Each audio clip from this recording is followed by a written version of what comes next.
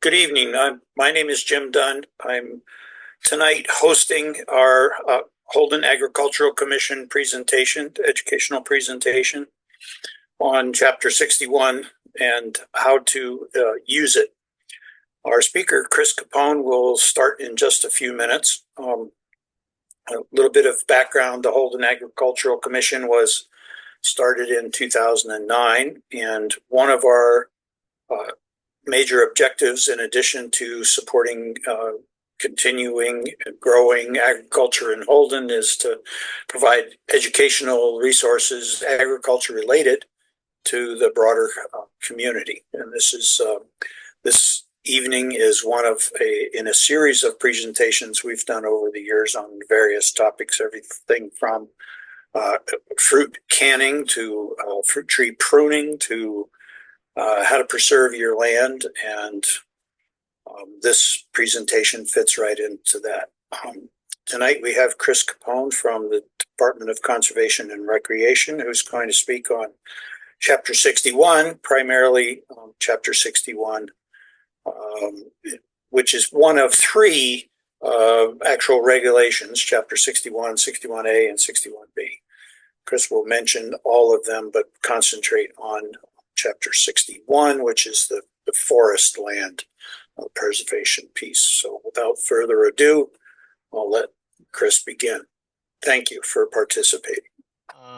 So the Service Forestry program is part of the Department of Conservation and Recreation. We're kind of a small part of a huge organization. So we're really kind of little known within DCR, but I do like to think that we have a pretty big impact on Massachusetts landscape. So our core mission as a program is to encourage sustainable forest management on both privately and municipally owned forest lands. And we do that in a number of different ways. We provide outreach and training, like the outreach we're doing here tonight. And we also have a regulatory role as well. So we administer, manage, and oversee Chapter 61, which we'll be talking about tonight, as well as Chapter 132. And Chapter 132 it's also known as the Forest Cutting Practices Act. So anytime somebody does any logging on their property, whether it be privately owned or publicly owned, we become involved just to make sure that they're following all relevant state regulations. So there are 11 service foresters in all throughout the state. We each kind of have our own geographic regions. So you can see on the map here, these are kind of the different regions broken out. So I am responsible for region number 4. Holden is the southernmost town in my region. It's kind of all north from Holden, but I have about 15 different municipalities that I cover, essentially going up to the New Hampshire border. So if you're in Holden, I am your service forester. If you are not in Holden, I might still be your service forester if you're in one of my towns labeled number 4 on the map here. If not, you can find your service forester by just checking out this map and getting in touch with them using the contact info here. This map you can find using the link that I have in the bottom right of the slide, or you can also just go on to whatever search engine you use and just search for DCR Service Forestry, and it should bring you to our webpage and bring this map up if you do want to get a hold of your service forester. So with that out of the way, I do have 3 main topics for the presentation tonight. So I'm going to start by talking a little bit just about the status of our forests. So how are Massachusetts forests doing? How does our forest cover compare to other states, and what kind of trends are we seeing with Massachusetts forests? And then we'll spend the bulk of the time talking about current use tax programs. And then we will wrap things up by talking about how you get started. So if it is something that you are interested in, how you get started with Chapter 61. So we will start with status of our forests. When you're driving down the road, looking out the window of your car, in this area of the state, mostly what you're going to be seeing out the window is forest land. So we have a lot of forest land in Massachusetts, which is a great thing. If you look at the chart here, you can see that a lot of our forest land is actually not owned by state or local government. So most people assume that in Massachusetts and really everywhere that most forest land is owned by some form of government, but that's just not the case here in Massachusetts and in most places. So we do have a lot of forest cover. 63% of the state is forested.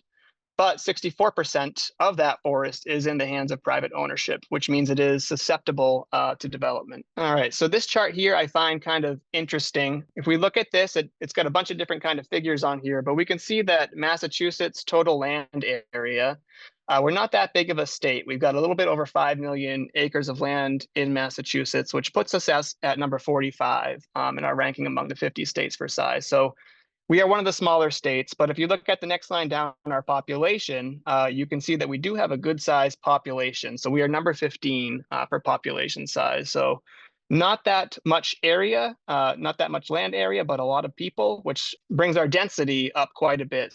So our population density going one line further down, you can see we're the third densest state among all 50. So we have a lot of people crammed into a space that's really not very big. And you can see how that would conflict obviously with our forest land. We have, our state is mostly forested, 63% forest land here. And so you can see how having that many people in such a small area can really conflict with the existing forest land we have. We have seen forest loss in the past. I like to look at this graph. It kind of gives us an idea of where we've been through time and kind of where things are headed. So if you look at this chart here, if you look along the horizontal x-axis, you can see it starts in 1750 and goes through time all the way up to about 2020. The orange line it represents population in Massachusetts, and you can see it's been on a pretty boring, just kind of upward trend since the start, since 1750, just kind of going upward. The green line represents forested area in Massachusetts, and you can see that's got a lot more variation to it. So basically, right around 1810 to 1870, we really see a sharp drop off of forest area. During this time, Massachusetts actually lost 2 million acres of land, or 33,000 acres every single year. But this was mostly being done under what we call a soft conversion. So it was conversion from, forest to agricultural uses, mostly being converted to pasture land during this period. So we had a great period of forest loss, but then in 1870, when richer soils were kind of found in the Midwest and people picked up from this region and moved out that way, we can see that the forest kind of started to rebound and we had a period of regrowth. And that occurred all the way up until about 1960, where we started losing forest land again. So we are now on a downward trend again since 1960. And you can see that for the first time, the population is actually now crossing the forest area line. So we're definitely kind of at a point in time where things are starting to conflict there. So here's just a quick slide showing the pace of development through the years. So we can see that from 1985 to 1999, we were losing about 40 acres a day. It's nothing like what we were losing, obviously, during the peak of clearing in the 1800s, but it's still a pretty significant amount of forest land to lose every day. 1995 to 05 was 20 acres a day. 05 to 13, again, 13 acres a day. And I don't have any more recent data than up to 2017, but I would have to imagine that, it has not slowed down since then. It's probably increased. This is just a quick map showing Massachusetts land use. So you can see that the higher density, more populated areas are going to be represented in red. Kind of the agricultural land are your shades of yellow, and then the green represents forest. So you can see there's a good chunk of forest in Massachusetts, but we do expect these developed areas to expand outward. So anywhere you see red, we do expect obviously that to kind of expand and grow outward. And then we also do expect to see continued expansion along major routes. So kind of along like the Mass Pike and Route 2, you can kind of connect the dots here in the map, from red blob to red blob, and kind of figure out where the major routes are. So we do expect to see forest loss into the future. And that's really where Chapter 61 plays a pretty big role. So moving into the main topic of tonight's presentation is Massachusetts, our current use tax programs.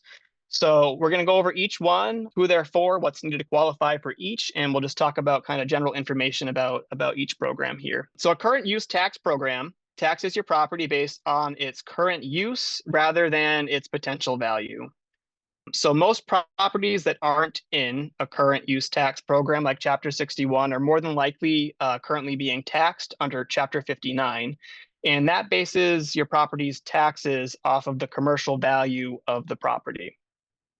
So when you go from Chapter 59 and you enroll into a current use tax program like Chapter 61, you're reducing your taxes greatly because you aren't being taxed based off of that higher commercial value of the property, but you're instead being taxed off of its current use, which is typically going to be growing agricultural products or forest products. So you are no longer getting that Chapter 59 highest use commercial value tax rate. Instead, when you do this, you are going to your current use tax program or one of our Chapter 61 programs, which will drop that tax rate because, as I mentioned, you're not being taxed off the commercial value of the property. So Chapter 61 is a 10-year commitment, and in exchange for making the 10-year commitment to keep your property undeveloped, the landowner will receive a tax break for that 10-year period. Current use tax programs are not unique to Massachusetts. They exist all over the country. Some states have them, others don't. A good majority of them do have a current use tax program. That's just the general name for them, current use tax programs. In Massachusetts, we call ours Chapter 61. So our Chapter 61 programs are current use tax programs. We have three variations of Chapter 61 here in the state. We have Chapter 61, which is meant for forest land. We have Chapter 61A, which is meant for agricultural land. And then we have Chapter 61B, which is meant for recreational land. And we'll go over each of these. All three of these programs, Chapter 61, Chapter 61A, and Chapter 61B, are all 10-year programs. So when you sign up for any one of these three programs, you are signing up for a 10-year commitment. When you enroll your property into any of the Chapter 61 programs, you're making that commitment for 10 years to keep your land undeveloped and remain in the program for that 10 years. At the end of that 10-year cycle, you can choose to re-enroll and start another 10 years, or you can choose to not re-enroll and come out of Chapter 61 entirely. But all three of these programs, it's important to keep in mind that these are 10-year commitments that you're signing up for. So we'll start with talking about just plain old Chapter 61. So again, there's 61, 61A, and 61B.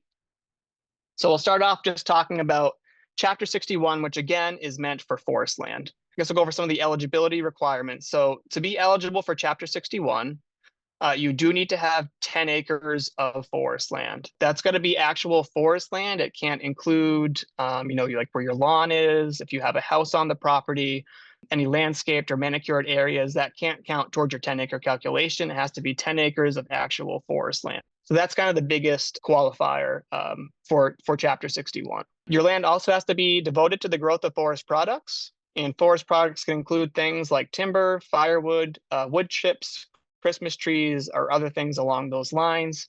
But those are kind of our main things we're thinking about for forest products. It'd be your timber, firewood, wood chips, and Christmas trees.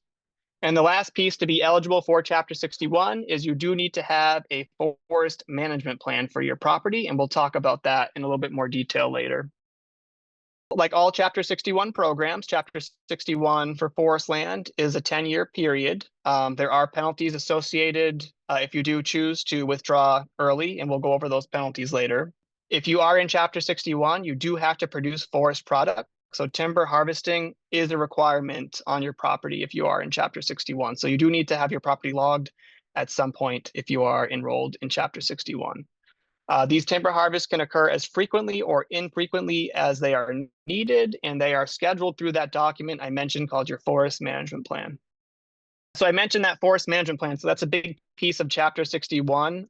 To be eligible, you do need to have that management plan prepared for you. So a management plan, it tells you a lot about your property. It tells you about your current forest conditions, your desired forest conditions, what you want your forest to look like basically, and how a 10-year plan from how to get from where you are now to where you'd like your forest to be. These are documents that are written by Massachusetts licensed foresters, and then they are submitted to us at DCR for review on or before June 30th each year. So forest management plans, they describe a ton of different things. Like I mentioned, they will talk about what tree species you have on your property, the size of the trees that you have on your property, talk about how dense your forest is, so how close kind of trees and things are growing together. It'll talk about forest health. So, if there's any health issues going on in your forest, if there are any trees experiencing any health issues or species or anything like that.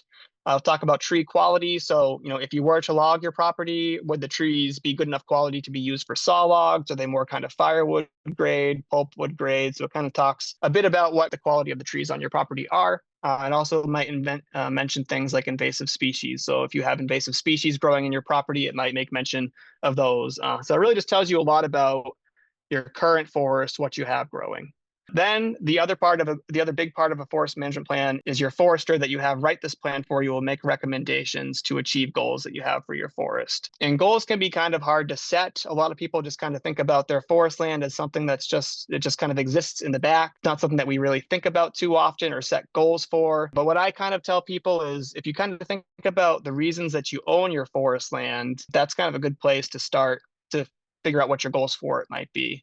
So some people own forest land because they like the wildlife that it brings in. Some people like their forest because of the privacy it provides them. Other people enjoy it for the aesthetics. Some people just own their forest to produce firewood or different forest products. So there's a whole bunch of different reasons why people own their forest. And if you can kind of think about how you can enhance those reasons, or enhance your forest with those reasons in mind, I think that's kind of a good place to kind of start thinking about what your goals might be for Chapter 61 in your forest.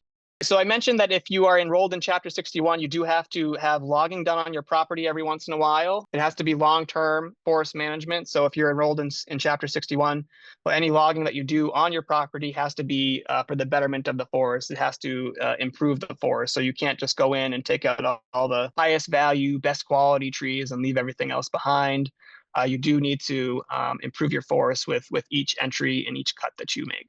Landowners do have to be actively engaged in these forest management activities. And again, your management plan will schedule what's going to be harvested and when it's going to be harvested. Another big thing to keep in mind is that management plans are very adaptable. You can always change your management plan. Things happen in the forest. We can have a microburst come through and blow down a section of forest. You can have things like the emerald ash borer come through and take out the whole species within your forest. So we understand that within that 10-year period, things can happen in your forest that might make you have to kind of rethink your plans and change what your goals might be. So it is important to keep in mind that these plans are not set in stone. They can be changed, and we want to be able to make sure that they're flexible so you can accomplish whatever it is that you want to in your forest. So we don't want anybody feeling overwhelmed or anxious about logging. I know it's something that a lot of people might be kind of hesitant to have done on their property. A lot of people don't know anything about setting up a timber harvest, and that's perfectly fine. That's very common. Most landowners only harvest their property once every 20 or so years. So it's not something that people do a lot. It's not something that people have experience with. So we do want to make sure that everybody knows that they can ask us at DCR Service Forestry program any questions they might have. We can come out to the property for free, walk their forest, and make sure that you're comfortable having logging done on your property. You kind of know what you're getting into before you do that. Under Chapter 61, you do have to have a licensed forester prepare your forest cutting plan. So when it is time to cut on your property, you do need to have a licensed forester involved in that. And most times, usually a landowner is just going to work with the same forester that prepared their forest management plan for them for Chapter 61 because they're familiar with the property and they know what's going on out there and they know you and your goals. So not all recommendations in a forest management plan will involve tree cutting. A forester can help with a bunch of other things too. So finding out where your property boundaries are, blazing and painting them so they can remain visible through time. They can also help you with the treatment of invasive plants, trail maintenance, improving trails, mapping trails, habitat creation. So it's not all just harvesting timber that they're going to recommend in these management plans. There can be a bunch of other things too to help improve the forest. All right. So again, if you are interested in Chapter 61, you're feeling anxious or nervous about harvesting timber on your property, just reach out to us at DCR Service Forestry. We are here to help landowners understand, the whole harvesting process. We're here to help guide you through the harvesting process. We can also connect you with professional foresters and loggers, and then we can also come out to your property for free and give you unbiased forest management advice as well. All right, so moving on from Chapter 61, I'm going to talk now about Chapter 61A, agriculture. So we just wrapped up talking about Chapter 61, which is meant for forest land. So this is Chapter 61A, which is meant for agricultural land. So the eligibility for Chapter 61A, you only need 5 or more acres. So you can remember that under Chapter 61, you need to have 10 acres of forest land or more to qualify. Under Chapter 61A, you only need 5 acres or more of agricultural land to qualify. So the land has to have been used for agricultural purposes for the previous 2 years. You can't just go, put in an apple orchard and enroll it that same year. Whatever you're enrolling has to have been devoted to agricultural or horticultural use for the previous 2 years. You do need to show an annual gross sales of $500 for the first 5 acres you enroll, and then for every acre on top of that, another $5 of value you do need to show annual gross sales of. You do need to refile at the assessor's annually to keep up with Chapter 61A. So you do not need to do that with Chapter 61. It's just a one-time you go in and you enroll and you're good for 10 years. However, under Chapter 61A, it is still a 10-year commitment. You're still in the program for 10 years, but you need to go to the assessor's office each year for that 10-year period to keep up with your filing under Chapter 61A. And a lot of that really has to do with just kind of showing that annual gross sales requirement. The assessor is going to want to see that information, and that really has a lot to do with why you need to go down there each year just to show that information along with some other things too. One other thing to mention with Chapter 61A is forest land can be enrolled into Chapter 61A as well. So a lot of agricultural properties will have forest land in the back or something like that, and you can actually enroll the whole property. You can enroll, your agricultural section as well as the forested section as well. But you do need to have a forest management plan prepared for the forested section if you are going to enroll it. So you can actually take a 5-acre parcel that's just forest with no agricultural land on it and enroll that into Chapter 61A if you have a forest management plan. So that forest management plan basically qualifies your timber or trees as an agricultural crop. Trees aren't harvested annually like most crops are. So your management plan basically schedules when that harvest is going to happen, whether it be 10 years from now or maybe even into the future. And that is what qualifies trees as that agricultural crop. So that's Chapter 61A. I want to say something if I could. Yeah, absolutely. Under the forest land may be enrolled with an associate management plan. In 1991, they changed the law to mandate that it must be a licensed Massachusetts forest. But this is a good caveat for most of the farmers that have 61A. Your cut plan is your own.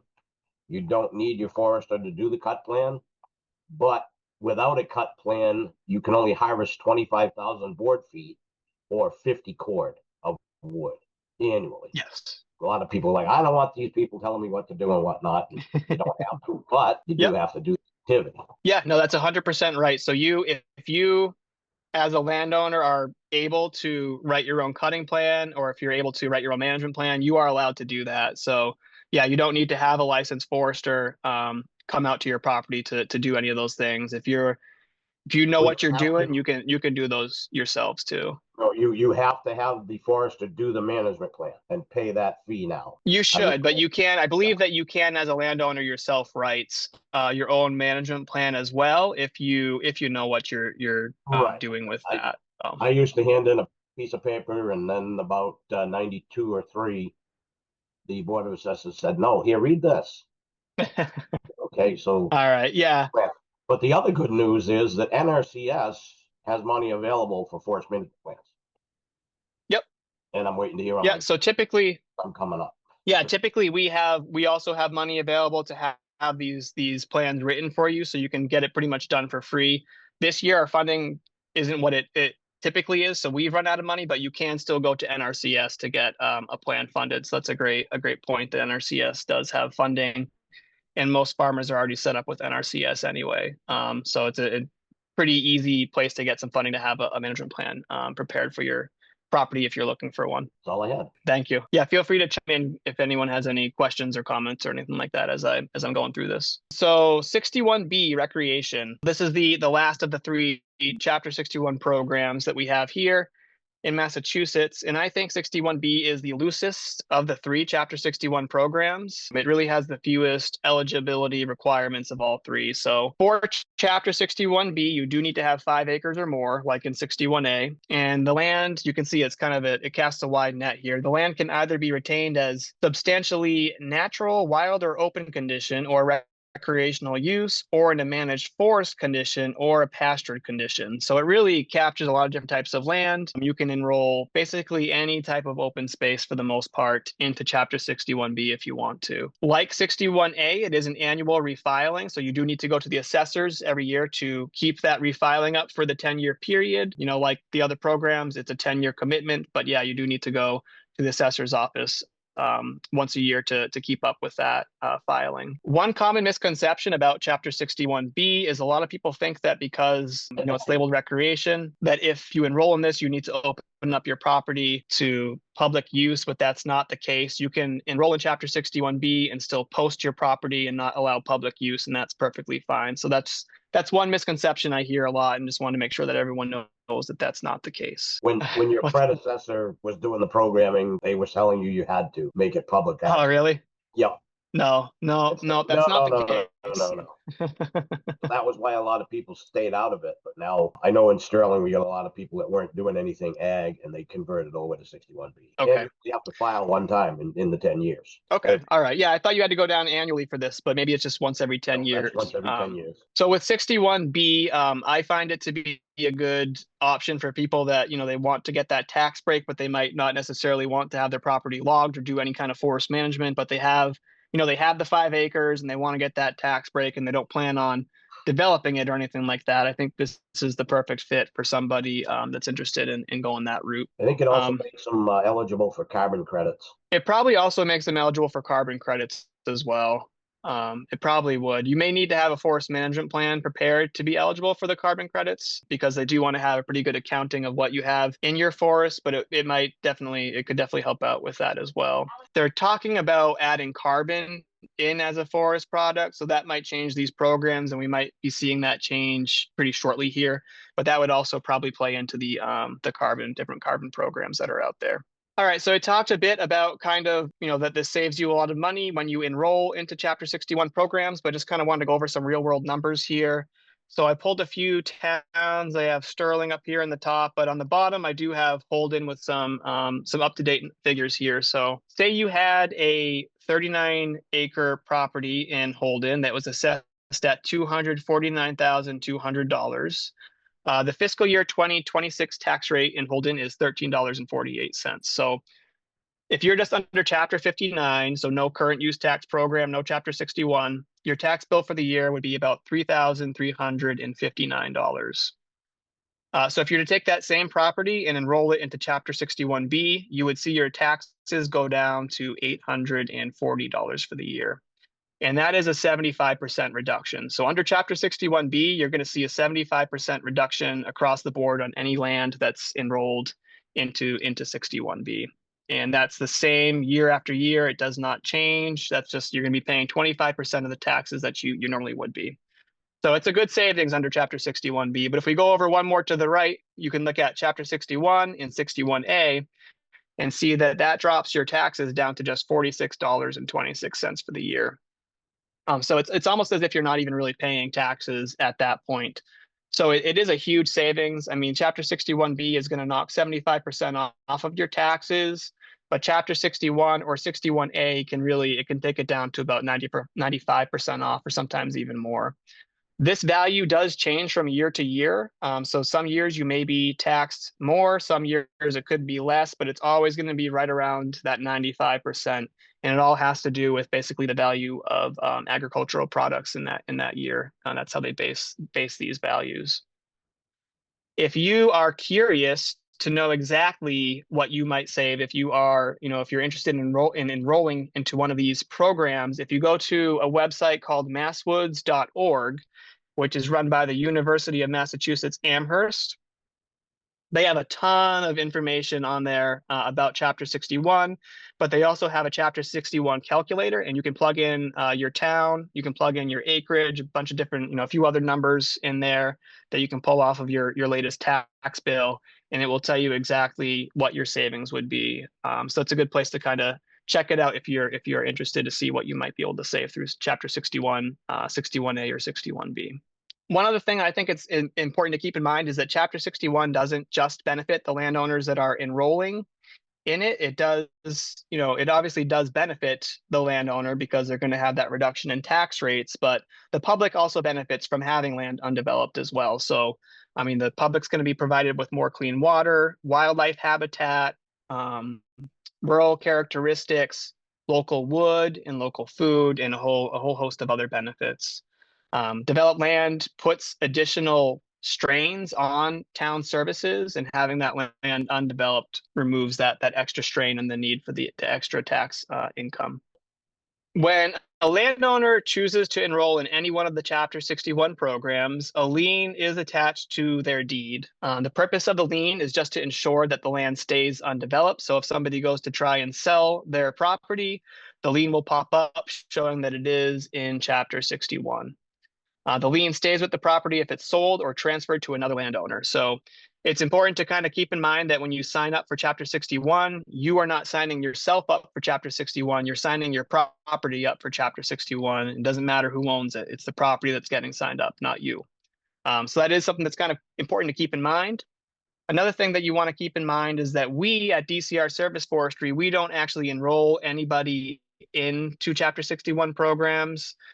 We just approve the forest management plan side of it. So we are professional foresters at DCR's Service Forestry program. So we just take care of the forest side of it. Everything else is handled by your local assessor. So we get in the management plan, we review it, we'll come out to your property, do a quick look around through the forest just to make sure that what's in your plan makes sense for your property and matches what's on your land. And then we'll approve the plan and send that back to you. And at that point, you take your approved plan to your local assessor's office, and they are the ones that actually do the enrollment into Chapter 61, 61A, or 61B. So sometimes people will get that approved forest management plan back in the mail from us and assume that they're all set, they're enrolled, and they're good. But I just want to make sure everyone knows that that is not the case. To complete enrollment, you do need to go to the assessor's office and sign up with them. All right, so I'll talk a little bit about withdrawal and what happens if you decide to leave Chapter 61 before the 10-year period is up. There's a 10-year commitment. When you sign up, you do need to remain in the program for 10 years. At the end of the 10-year commitment, you can pull the property out of Chapter 61, or you can renew for another 10-year block. To remain in the program, you do need to renew. So you have to refile that every 10 years. It's not just automatic. It is a decision you have to make at the end of the 10 years to file more paperwork to keep up with it or not. Penalties might apply if you withdraw from Chapter 61 programs early. So if all or a portion of a property is converted while it's enrolled in a Chapter 61 program, penalties may apply. And it's important to remember that Chapter 61 programs, again, are tied to the land and not the landowner. If these penalties are applicable, they would include either a rollback tax or a conveyance tax. It would be one or the other, not both. And we'll talk about what those are.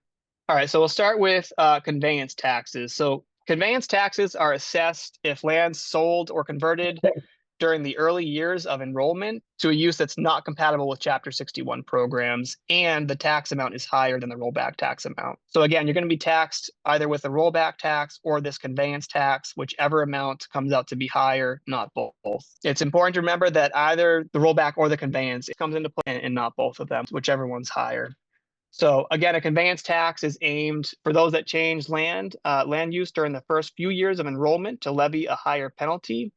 And the tax would be 10% of the total sale price of the property if it's sold or converted in the first year, and then it drops down from there. So if it's sold in the second year, it would be 9%, 8% in the third year, and so on, going all the way down. If you are enrolling for multiple 10-year blocks into Chapter 61, after your first 10-year period, this tax would no longer apply. It's only in that first 10-year block that this can come into play.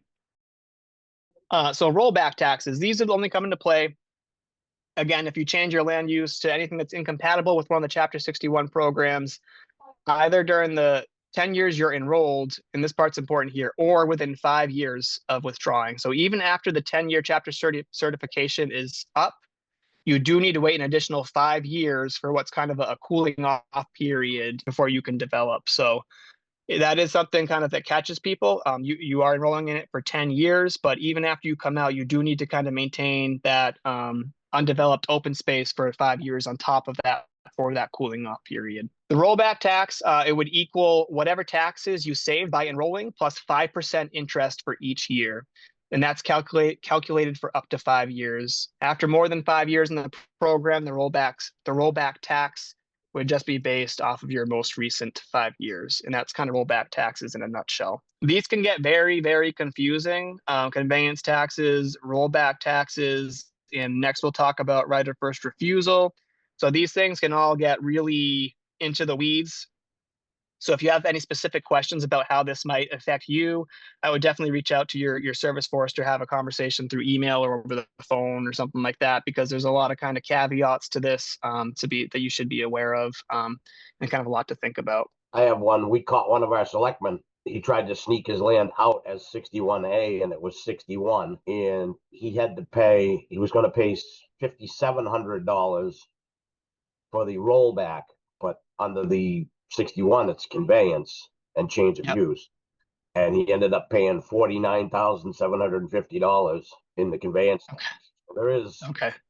a huge difference. And you are allowed to bump your 61 land into 61A land. You can change each program without penalty. You just have to have the management practices and the conversion. Yeah. So yeah, they made, back in, I think it was like around, moving like the early 2000s, somewhere between 2000 2010, 98 to 2001. they changed, they changed the program so that all three of them play much nicer with each other. So that is an important thing to bring up too. You can switch from chapter 61 to 61A, 61A to 61B, like whatever it might be. You can go back and forth between the programs with no penalty, as long as your land is meeting the requirements of each program. But yeah, you can always change. So say you're in chapter 61 and you don't think it's for you after being in it for a little while, you can change to 61B or something like that if you wanted to. And all those programs are meant to play with each other a lot nicer than they used to, I guess. Yep. So those are the tax penalties. So there is still one more part of being penalized if you do withdraw early from chapter 61, and that's the right of first refusal. Again, like I said, this can get really confusing and into the weeds here. So any specific questions, definitely reach out and we can have a conversation. But essentially what the right of first refusal does is it gives municipalities the option to match a bona fide offer to purchase your property if it's for sale and you're in chapter 61. If the owner isn't selling it, but they intend to convert the property to a use that's incompatible with chapter 61 programs, the municipality would have the option to buy the enrolled portion of the property at full market value, and that would be determined by an independent appraiser. So this is only triggered when a landowner intends to sell to a non-compatible use, so a use that wouldn't apply to any of the chapter 61 programs. When the landowner changes land to, I don't know why I have that in there twice, but yeah, intends to sell for non-compatible use, or if they actually do change land to a non-compatible use. If the landowner withdraws from the program and changes land use within 12 months, that would also trigger it. It is not triggered when the landowner switches to another current use program. So if you switch from, like we've talked about, 61 to 61A, or if you're constructing for immediate family. So if you have, say you got a 10-acre, or say you have a 12-acre piece or whatever, and you think that maybe in the future you might want to break off a couple acres and build for immediate family, that's not an issue under chapter 61. So you will not be penalized with any tax penalties for doing that. And you will also not run into the right of first refusal for doing that. So that is one area that they do allow for immediate family. How far out are they going with the definition of immediate family? So it's basically parents, children, grandparents for the most part. They don't go out too far. So cousins, that kind of thing doesn't count. Yep. So if a landowner does decide to sell the property and a new owner signs an affidavit that they, saying that they agree to maintain land use, then that would also not trigger the right of first refusal. Bingo. And more often than not, that is what we see. So a lot of times properties that are in chapter 61 or 61A will go up for sale. And more often than not, the buyer is just going to be signing an affidavit saying they're going to follow out the remainder of whatever the plan period is. We do see that quite a bit. Yeah, and the state association of assessors lies about that all the time. Do they? Oh God, it's like, yep. If you're selling that land outside of your family, you got to change. You got to have it removed from 61A, 61, whatever. We ran into it a few times here in town, and it's like, no, if they don't intend to change the use, leave them alone. Yeah, the trigger, the reason you have two entries there, it's not the sale necessarily, it's the change of use that triggers the first right. Right. Sold or not. To Mike's point, assessors are becoming increasingly aggressive about monitoring and documenting and managing the details of these 61 rules, and they get crazed often lately. Yeah, as they are scrounging for, towns need more taxes obviously and money coming in, and we definitely have seen people looking at these forest management plans and Chapter 61 submissions a lot more closely than they used to, I guess I'd say. Any questions about any of what I've gone over so far? Oh, so far so good. So I just want to wrap this section of current use programs up just by talking a little bit about landowners that I talk with, why they choose to enroll in Chapter 61. So it encourages open space. It's a great program to keep properties undeveloped. The tax savings are usually going to be the biggest thing that people are going to be enrolling for.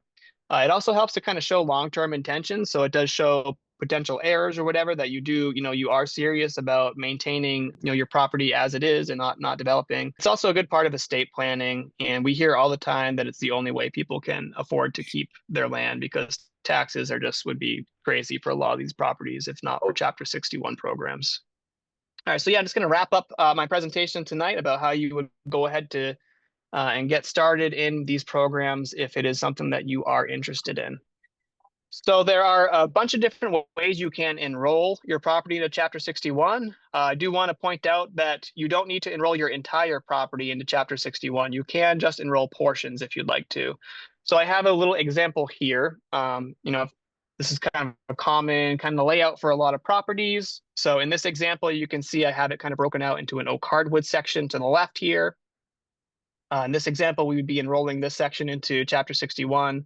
We'd be enrolling the white pine stand of forest into Chapter 61. You can see there's a wetland over here to the side, all the way to the top right in the property. It's fine to enroll wetlands into current use programs as well, so that could be included. But the part that would need to be excluded, no matter what, would be the manicured landscaped area. So you can see the area where I have exclude would kind of include where the structures on the property are, the driveway, areas like that. So most of the time, structures do need to be excluded. If you're in Chapter 61, they always pretty much need to be excluded if it's a dwelling. Under Chapter 61A, barns and other buildings that are used for agricultural purposes, the land underneath them can be included in the plan, but any dwelling does need to be excluded. And in this example too, you can see that this, particular landowner might be saving a section of their forest for, a house lot into the future here. It has a little bit of frontage on it, and they may decide in some point in the future that they do want to sell off that chunk of land to make a little bit of income in the future. So they could choose just not to enroll this in Chapter 61 and enroll the remainder of the property in, and that would be perfectly fine. And it would avoid any penalties that might come up if they do decide to enroll that portion later on. What is the percentage of frontage it has to have, if any? No percentage, so you don't need to have any. You don't need to have any frontage. Doesn't matter to us. Yeah. They were chiming in about that a few years back too. And then Okay. the assessor screwed up because originally there was a frontage tax along with the rollback tax. There was a $7,500 per frontage fee along with the rollback. But I think they figured out it was illegal. Yeah, no, we don't. There's nothing regarding frontage in Chapter 61 that I'm aware of. All right, so I have here kind of a timeline for filing.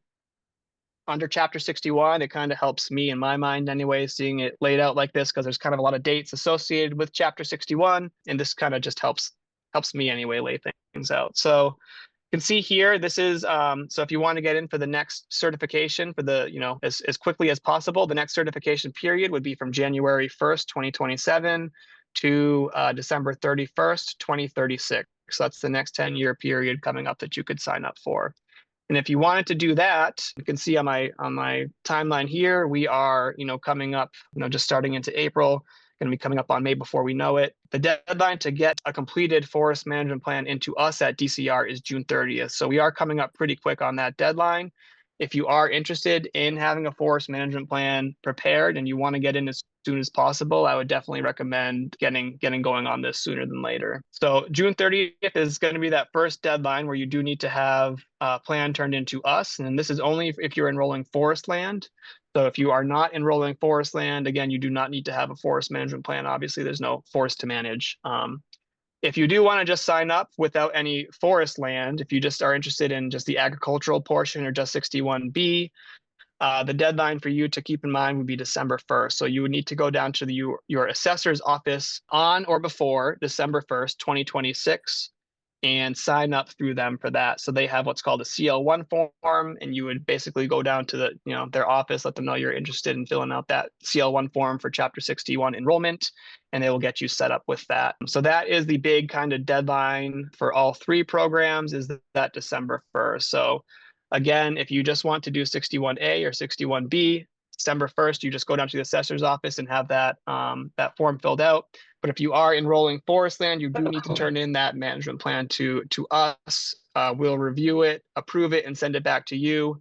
And then you would have until that December 1st date to enroll, and you'd have to bring a copy of that approved forest cutting or approved forest management plan to be eligible for enrollment. It does take a little bit of time before you start seeing those taxes start getting reduced. So your plan period would begin January 1st, 2027. The fiscal year would begin, and taxation under that current use program would start July 1st. And then you see the first reduction in your tax bill, usually in that October bill. All right, so just to kind of wrap things up here, working with a forester. Again, if you do need to have a forest management plan prepared for your property, in Massachusetts, we do have licensed foresters, so you would more than likely need to work with a licensed forester to have that done. In Massachusetts, our foresters are licensed natural resource professionals who work with all types of landowners.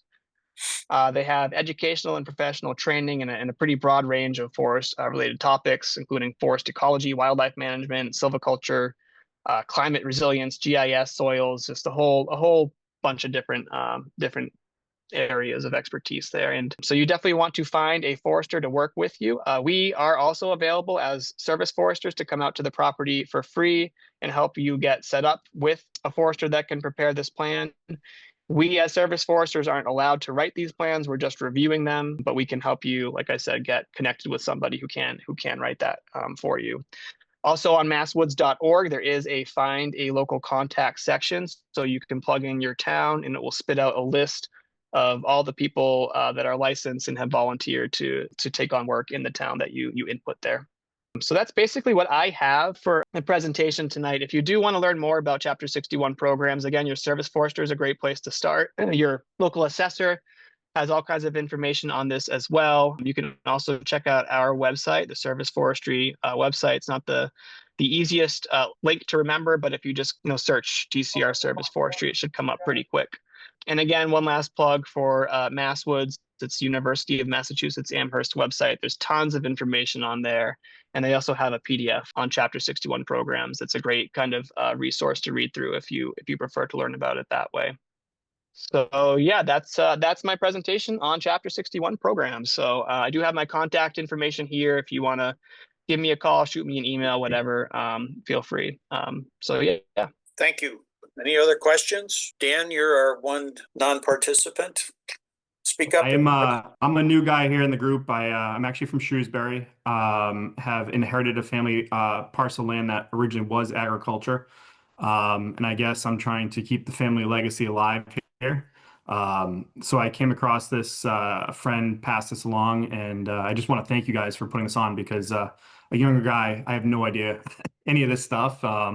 So it was very helpful, informative. And like you said, I think it was Michael that, our local town assessors just want the dollars. And I was going over today, my barn alone, they're assessing me at $11,000 on that parcel. So whatever I can do to extend this and keep this legacy going, I'm looking forward to doing this. Good. I'm glad that's the point. We have 127 acres enrolled in 61A. 68 of it is in forest. The rest is in either productive ag land or contiguous non-productive ag land. And I save my family almost $45,000 a year in taxes. Incredible. We have 15 frontage lots. No subdivision necessary. Ready to build. Wow. I've protected it since I was 11 years old. I'm 60 now. I'm in Holden. We have 45 acres and it's all protected and will be as long as I have any say. It saves me a lot of money and it's the right thing to do. Absolutely. Yeah. I mean, Dan, I would can't be just say, one other thing you could do is you can Google the Mass General Law 61, 61A or 61B, whichever you're interested in. As most laws, they're a little tough to read, but these are better than some, and you can, read it, go away, think about it, go back and read it, and do that twice more, and you can probably get the bulk of the things that you need to know by doing that, and will help you decide maybe which program you'd like to try to go into.